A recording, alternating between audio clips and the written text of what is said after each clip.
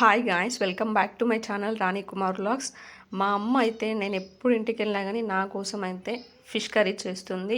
ఈ వీక్ కూడా నేను లేచేసరికి వెళ్ళి తెచ్చేసి ప్రిపేర్ చేసింది. ఇక మనం లేట్ చేయకుండా ప్రిపరేషన్ ప్రాసెస్లోకి అయితే వెళ్ళిపోదాం. ఫస్ట్ అయితే మనం చింతపండును అయితే తీసుకొని నానబెట్టుకోవాలి. ఎందుకంటే మనం ఫిష్కి అన్నీ పట్టిస్తాం కదా మసాలాలు, అవి మంచిగా సోక్ అయ్యేలోపు ఈ చింతపండు అనేది కూడా మంచిగా నానుతుంది. ఈ ఫిష్ కర్రీ ప్రిపేర్ చేయడానికి మేమైతే 1 kg ఫిష్ని అయితే తీసుకొచ్చాము. ఈ ఫిష్ని చిన్న ముక్కలుగా కట్ చేపించి నీట్గా నిమ్మకాయ ప్లస్ దొడ్డుప్పు ఉంటుంది కదా, దాన్ని వేసి మంచిగా క్లీన్ చేసుకోవాలి, స్మెల్ అనేది లేకుండా ఫిష్ని. ఇక ఈ మనం క్లీన్ చేసుకున్నటువంటి ఫిష్ని ఒక గిన్నెలోకి తీసుకొని అందులోకి మీ టేస్ట్కి సరిపడినంత కారం అనేది యాడ్ చేయండి. ఫిష్ కర్రీలో కొంచెం కారం ఎక్కువగానే ఉంటే బాగుంటుంది. అలాగే కొంచెం పసుపు అండ్ 2 టేబుల్ స్పూన్స్ ధనియాల పొడి ఉంటుంది కదా, ఆ ధనియాల పొడిని కూడా యాడ్ చేయండి. ఈ ధనియాల పొడి అనేది ఇందులో మసాలాలు ఏం యాడ్ చేయలేదు, మనం ఓన్లీ ధనియాలు ఉంటాయి కదా వాటిని రోస్ట్ చేసి జస్ట్ మిక్సీ పట్టేస్తూ వస్తుంది కదా, ఆ ధనియాల పొడిని వేసాము. ఇక నెక్స్ట్ ఇందులోకి వచ్చేసి 2 టేబుల్ స్పూన్స్ అల్లం వెల్లుల్లి పేస్ట్ అనేది వేయండి. ఈ అల్లం వెల్లుల్లి అనేది ఫ్రెష్గా ఉన్నదైతే ఇంకా మంచి టేస్ట్ వస్తుంది మన చేపల పులుసుకి. ఇంకా ఇందులోకి నెక్స్ట్ ఇంగ్రీడియంట్ వచ్చేసి పుదీనా ఉంటుంది కదా, పుదీనాను మంచిగా క్లీన్ చేసుకొని పుదీనాను కూడా వేసేయండి. నెక్స్ట్ వచ్చేసి మీ టేస్ట్కి సరిపడినంత కొంచెం సాల్ట్ని కూడా యాడ్ చేసేయండి.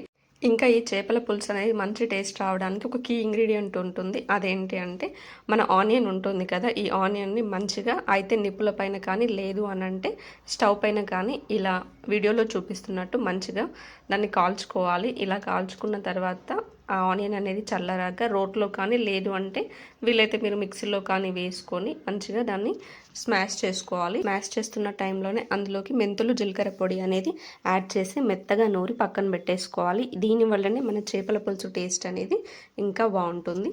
నెక్స్ట్ మనం ఏం చేయాలి అంటే మనం ముందుగా కలిపేసి పెట్టుకున్నటువంటి ఫిష్ ముక్కల గిన్నె ఉంది కదా, అందులోకి ఇప్పుడు మనం స్మాష్ చేసి పెట్టుకున్న ఆనియన్ ప్లస్ మెంతి జీలకర్ర పొడి ఉన్న ఆ పేస్ట్ని అయితే అందులో వేసి మంచిగా కలిపేసుకోవాలి. అదంతా ప్రతి పీస్కి కూడా మంచిగా పట్టాలి. ఇలా మంచిగా అంతా కలిపేసుకున్నాక ఒక 15 మినిట్స్ అయితే దాన్ని మ్యారినేట్ చేసి పక్కన పెట్టేయండి.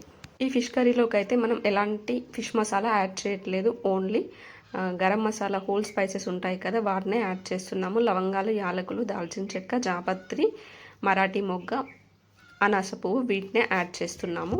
ఇక లేట్ చేయకుండా ఫిష్ కర్రీ ప్రాసెస్లోకి అయితే వెళ్ళిపోదాము. ఈ ఫిష్ కర్రీ ప్రిపేర్ చేయడానికి వెడల్పుగా ఉండే ఒక గంజును అయితే తీసుకోండి. మీకు చేసుకునే క్వాంటిటీకి సరిపడినంత ఆయిల్ అనేది వేసుకోండి. మేమైతే 1 kg ఫిష్ తీసుకున్నాము. ఈ ఆయిల్ అనేది హీట్ అయ్యాక అందులోకి జీలకర్ర ఆవాలు అనేవి ఫస్ట్ వేసేయండి. ఈ జీలకర్ర ఆవాలు అనేవి వేగుతున్నటువంటి టైంలోనే మన హోల్ స్పైసెస్ ఉన్నాయి కదా ఇంతకుముందు చూపించినవి, ఇక వాటిని కూడా వేసేయండి. అవి కూడా మంచిగా ఫ్రై అవ్వాలి. ఈ కర్రీకి టేస్ట్ అనేది వాటితోనే వస్తుంది. ఈ స్పైసెస్ అనేవి మంచిగా ఫ్రై అయ్యాక అందులోకి మనం ముందుగా మ్యారినేట్ చేసి పెట్టుకున్నటువంటి ఫిష్ పీసెస్ ఉన్నాయి కదా, ఆ ఫిష్ పీసెస్ అన్నింటినీ మెల్లిమెల్లిగా ఒక్కొక్కటి వేసేయండి. ఇలా వేసాక మనం గంటెతోని కలపాల్సిన అవసరమేం లేదు. జస్ట్ మన ఇప్పుడు వీడియోలో చూపించినట్టు జస్ట్ దాన్ని అలా ఊపేస్తే సరిపోతుంది. ఆ తర్వాత కొంచెం మెల్లిగానే గంటెతోని కలిపేసుకోండి. ఇలా బాగా కలిపేసుకున్న తర్వాత ఒక 15 మినిట్స్ లిడ్ పెట్టేసి సిమ్లోనే కుక్ చేయండి. ఈ ఫిష్ పీసెస్ కుక్ అవుతున్న టైంలోనే మనం ముందుగా నానబెట్టుకున్న చింతపండు ఉంది కదా, ఈ చింతపండు నుంచి రసం అనేది తీసుకోవాలి. ఈ రసం అనేది మనం ఆ కర్రీలో అనేది వేస్తున్నాము. మనం ముందుగా మ్యారినేట్ చేసి పెట్టుకున్న గిన్నె ఉంది కదా అందులోకే యాడ్ చేయండి. ఎందుకంటే దానికి కూడా కొంచెం మసాలాలు అనేవి పట్టి ఉన్నాయి కదా, అందులో ఇది వేసేసి ఒకసారి కలిపేసి పక్కన పెట్టేసుకోండి. ఒక 15 మినిట్స్ తర్వాత మనం క్లోజ్ చేసి పెట్టుకున్నటువంటి చేపల పులుసు గంజు ఉంది కదా, దాన్ని ఇప్పుడు వీడియోలో చూపిస్తున్నట్టుగా ఊపేసి ఒకసారి లిడ్ అనేది ఓపెన్ చేసి చూడండి. కర్రీ అనేది మంచిగా ఆయిల్లో కుక్ అవుతుంది. ఇలా ఊపి తీసుకోవడం వల్ల ఏంటి అంటే ఫిష్ ముక్కలు అనేవి విరగకుండా ఉంటాయి, మంచిగా రివర్స్ అవుతాయి. ఈ టైంలో మాత్రం మనం స్పూన్ అనేది పెట్టి కలపకూడదు, ఎందుకంటే ఫిష్ పీసెస్ డెలికేట్గా ఉంటాయి కదా. ఫిష్ అనేది ఆయిల్లో మంచిగా కుక్ అయ్యి ఆయిల్ అనేది సపరేట్ అవుతుంది అన్నటువంటి టైంలో అందులోకి మనం ముందుగా ప్రిపేర్ చేసి పెట్టుకున్న చింతపండు రసం ఉంది కదా, దాన్ని అయితే యాడ్ చేసేయండి.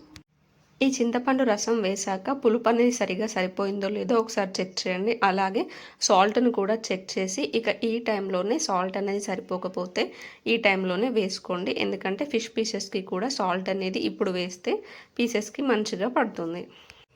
ఒక 15 మినిట్స్ అయితే చింతపండు రసం అనేది పోసాక కుక్ చేసుకోవాలి. ఇక 15 మినిట్స్ తర్వాత మనం లిడ్ అనేది ఓపెన్ చేసి చూస్తే మంచిగా కుక్ అయి ఉంటుంది. ఇక ఇందులో లాస్ట్ ఫినిషింగ్ టచ్ వచ్చేసి కొత్తిమీరను కూడా చిన్న చిన్నగా కట్ చేసుకొని వేసుకోవాలి. కొత్తిమీర అనేది ఏ కర్రీలో టేస్ట్ అయినా కూడా ఎన్హాన్స్ అనేది చేస్తుంది.